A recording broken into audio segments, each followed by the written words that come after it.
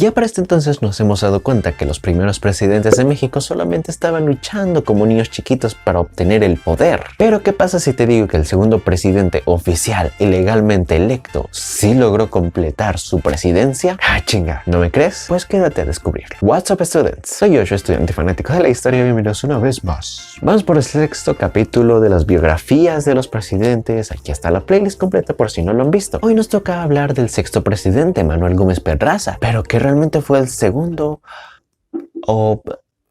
Bueno, vamos a comenzar para no enredarnos más. Manuel Gómez Pedraza y Rodríguez, al fin alguien con un nombre normal. Nació en Santiago de Querétaro, estado de Querétaro, virreinato de Nueva España. Fue hijo de Juan Antonio Gómez Pedraza y su esposa María Úrsula Rodríguez y Salas. Es de los pocos presidentes de quienes he hablado hasta este momento que pertenecieron a la clase alta y desde pequeños gatearon en alfombra, literalmente. Esto gracias a que sus padres eran criollos de la clase alta y tenían una hacienda y propiedades en la zona de Jalpan, al norte de Querétaro. Manuel comenzó sus estudios en su estado natal, en Querétaro, pero los abandonó rápidamente para incorporarse a la lucha de la guerra de independencia en el bando de los realistas.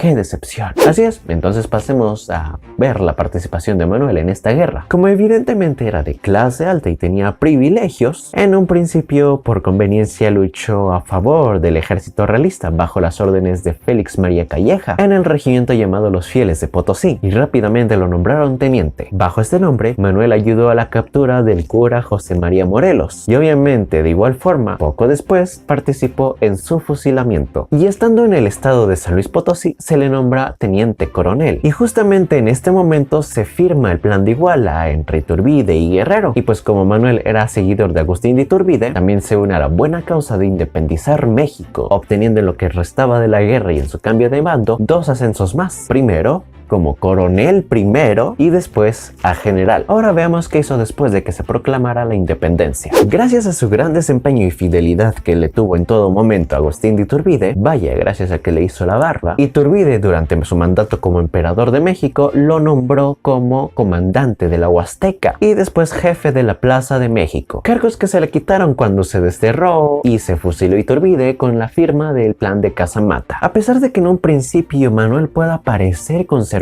por haber apoyado a Iturbide o haber participado en la independencia junto al ejército realista, la realidad es que Manuel era moderado, un tema bastante complicado, pues los conservadores veían a los moderados como liberales y los liberales veían a los moderados como conservadores. Así es, política mexicana del siglo XIX. Pero como les digo, Manuel no era para nada extremo en lo que hacía, como lo llegó a hacer Bustamante al perseguir a su propio presidente, ¿no? Pero bueno, veamos qué hizo Manuel antes de postularse a la presidencia como tal. Fue gobernador del recientemente fundado Estado de México durante unos meses en 1824 bajo el carácter de interino, cuidándole el puesto a Melchor Mosquiz, mientras que este se había ido a recorrer el país haciendo unas diligencias. Pero en cuanto Melchor Mosquiz regresó al Estado de México para continuar su gobernatura, Manuel le regresó el puesto de manera inmediata y honradamente sin ponerle ninguna traba. En 1825, Manuel fue nombrado comandante militar de Puebla, pero al poco tiempo fue reasignado por órdenes del mismísimo presidente de ese entonces, Guadalupe Victoria, para que formara parte ahora de su gabinete presidencial, siendo su secretario de guerra, reemplazando al general Manuel de Mier y Terán. Se cree que por estos años estando al servicio de Guadalupe Victoria durante su presidencia, fue cuando comenzó a planear su postulación presidencial y campaña electoral para las elecciones de 1828.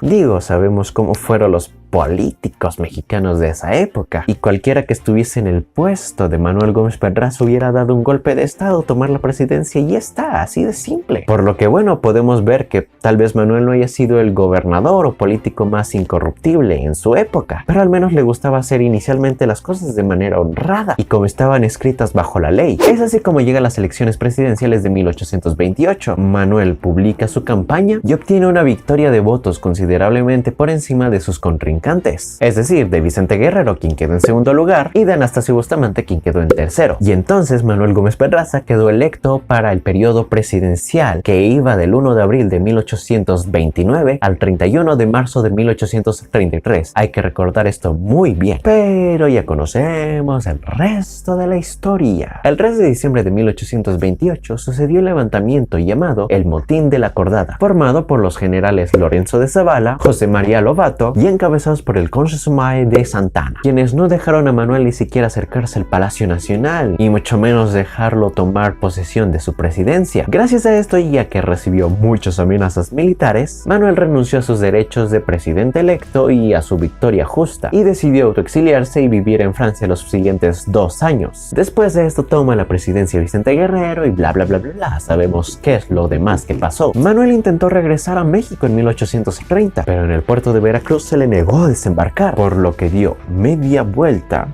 Bueno, ni tan media vuelta porque se fue ahora con el vecino gringo, Landia, hacia Nueva Orleans. Estando en Nueva Orleans, Manuel publicó un manifiesto donde hacía crítica a la administración presidencial del entonces presidente Anastasio Bustamante. Y es aquí cuando en medio de todo el caos presidencial que había en México, llega un gran héroe Santana, y propone llamar nuevamente a Manuel Gómez Pedraza para que regresara a México y que terminara con su periodo presidencial que le correspondía desde un inicio. Claro, esto ya a menos de un año de que acabara dicho periodo. Les dije que era importante recordarlo, que acabaría el 31 de marzo de 1833. Manuel Gómez Pedraza recibe y acepta la propuesta de regresar a México. El 5 de noviembre de 1832 llega a México, se reúne con Anastasio Bustamante, con Antonio López de Santana y llegan a un acuerdo que los conocemos como los convenios de Zabaleta. Todo esto lo hacían, recalquemos, a espaldas del entonces presidente interino Melchor Múzquiz. Ya al haber firmado los acuerdos, Manuel Gómez Pedraza va hasta el Palacio Nacional a decirle la cara a Melchor Múzquiz que ya no era más el presidente y pues también iba a reclamar su residencia presidencial, ¿verdad? Y bueno, el resto ya también lo conocemos. Manuel toma su tan ansiada presidencia el 24 de diciembre de 1832. Les digo, a unos cuantos meses de que termine su periodo. ¿Y qué hizo en su presidencia? Bueno, una mejor pregunta. ¿Qué pasa si les digo que no encontré nada, absolutamente nada, de sus aportaciones como presidente a México? Es que literalmente en ninguna fuente de información encontré nada relevante de la presidencia de Manuel Gómez Pedraza. Por lo que bueno, tenemos que continuar con el resto de la información. Entonces, ya bien acordado, su periodo iba a acabar el 31 de marzo de 1833, así que se inició el 24 de diciembre de 1832. Tuvo una duración total en la presidencia de 3 meses y 1 semana. Creo que todos estamos de acuerdo que por esta razón no pudo haber hecho algo relevante por el país, ¿cierto? ¿Qué opinan ustedes? Veamos sus participaciones políticas después de su presidencia. En 1838, durante el segundo periodo presidencial de Anastasio Bustamante, Manuel fue nombrado ministro de Relaciones Exteriores, y con este cargo por debajo de la mesa quería restablecer la Constitución de 1824, constitución que ya había sido olvidada por las 807 leyes centralistas de Santana. Y pues Anastasio Bustamante se dio cuenta, desde antes ya habían tenido problemas, no se llevaban bien, y entonces duró en el cargo 3 días.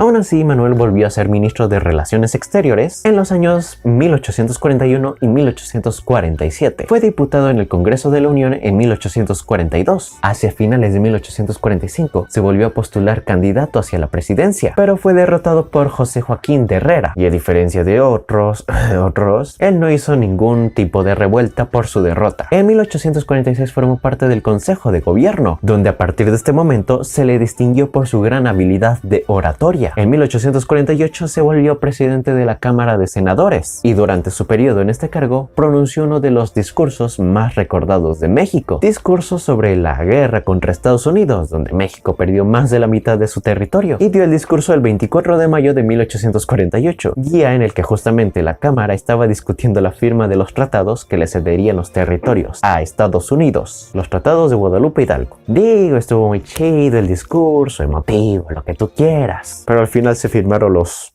tratados. Es decir, terminamos perdiendo sí o sí. Volvió a postularse candidato a la presidencia en 1850, siendo derrotado ahora por el liberal Mariano Arista. Pero nuevamente quedó todo tranqui, paz, amor y paz para todos, y no se armó ninguna revuelta antes del suceso. Pasemos a los últimos años de vida. Bueno, su último a partir de 1950, y el deceso del expresidente mexicano Manuel Gómez Pedraza. Manuel se acababa de volver director del Nacional Monte de Piedad, pero en eso fallece de manera manera repentina. El 14 de mayo de 1851, a la edad de 62 años, sus médicos de cabecera le diagnosticaron una oquedad pulmonar. Y con todo respeto, lo siguiente que voy a decir de esta parte de la historia es que el señor no estaba confesado. Y como no estaba confesado, no se le permitió ser enterrado en terreno sagrado, por lo que se le mandó a construir una cripta aparte donde descansan sus restos en el Panteón Francés de la Piedad. Hemos acabado este video. ¿Soy yo o estamos avanzando demasiado rápido con estas biografías? Bueno, eso pensaría antes de recordar que vamos en el sexto presidente de 65 que han habido en México, contando el actual AMLO. Espero que les haya gustado sinceramente y considero que Manuel Gómez Pedraza fue un personaje sin más. La verdad, que no haya hecho nada en su presidencia, bueno, pues sí fue algo, no sé, X. No causó más caos del que había en México, lo que se le puede reconocer realmente, cuando pues perdió sus 2 elecciones presidenciales. Aunque la última no hubiera durado, si lo hubieran sacado del gobierno sería por golpe de estado o porque hubiese muerto repentinamente en pleno poder presidencial. Espero que les haya gustado este video y si fue así ya saben que pueden dar su like, su suscripción y activar la campanita. Nos vemos por esta semana. Bye. Adiós, adiós.